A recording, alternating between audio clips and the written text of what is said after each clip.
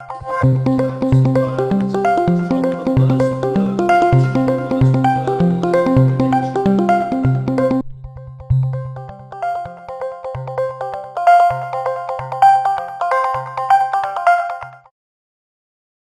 name's Emma Leslie. I'm the Director of the Centre for Peace and Conflict Studies, which is a Cambodian NGO. But we work on peace processes across the Asia region, and we also offer postgraduate education for practitioners. But more than what we do is who we are, and we're a values-driven organisation. So our values are about having courage to try new things and to look at different ways of addressing violence. Excellence, trying to always do better and make it right and great, and to be really servants of peace building. But also trust. Trust is how we have with each other, but also to trust ourselves and trust those that we work with. And continued learning, because we think that we don't have all the answers and we still have a lot more to learn.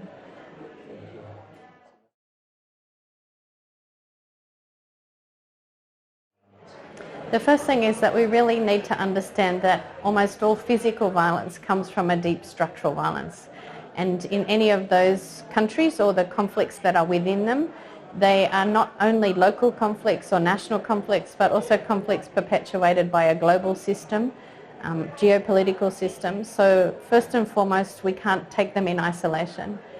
Second is that I think these are conflicts that have manifested over many decades and will take some time to resolve.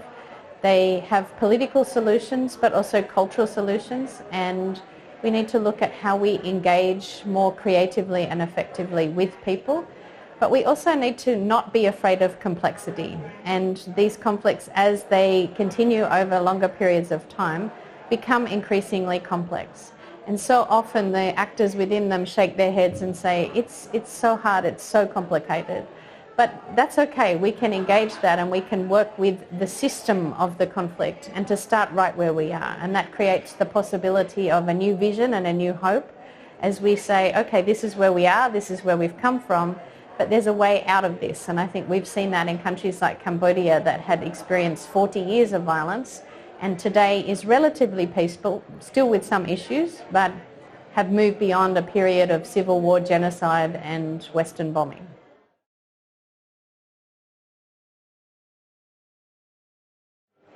Obviously, local communities have extraordinary resilience to go the distance and a capacity to survive.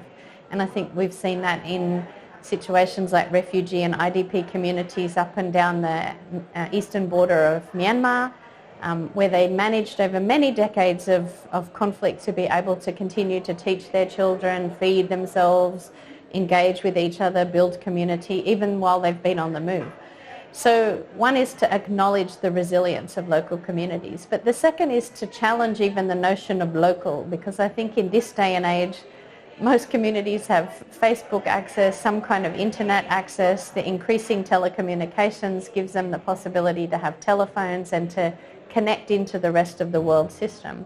So these days, local is global. Young people in those communities can see what the world is offering them. Young Cambodians today are asking questions about their own political system and why it doesn't deliver to them what the rest of the world has. It raises for them questions of social injustice and how they can too be a part of this world system. So I think local communities are not so local anymore, they are interconnected, and I think that's something we're still learning to work with and engage with.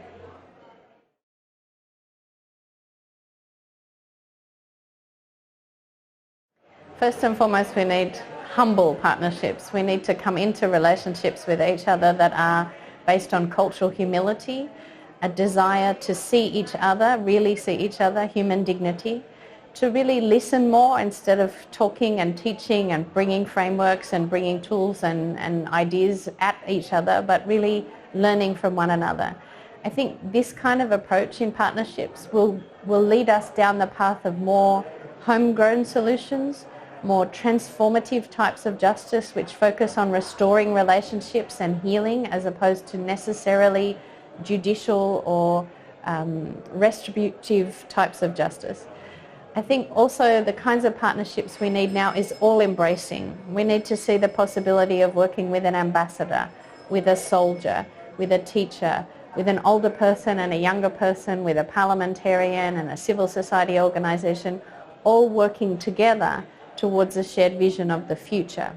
And while we analyse the root causes of conflict and the complexity of conflict, we need to be giving people a vision that's possible and to work towards. And I think that's something we've lacked in the past, is a future-focused analysis, a future way of thinking that this doesn't have to be the status quo forever. We have other possibilities and we can be different.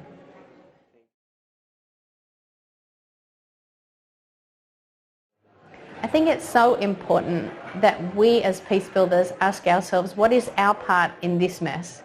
And it's very easy right now to be blaming political leaders and blaming governments and blaming donors and blaming security forces and all the rest.